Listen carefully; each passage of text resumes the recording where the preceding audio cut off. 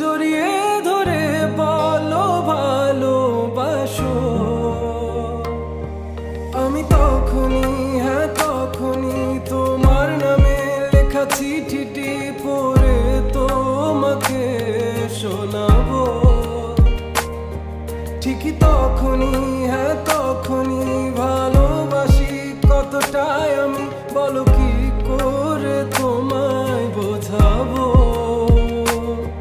তুমি বুঝনি, আমি বলিনি, তুমি স্বপ্নতে কেন আসনি, আমার অভিমান তোমাকে নিয়ে সব গেছি। তুমি বুঝনি, আমি বলিনি,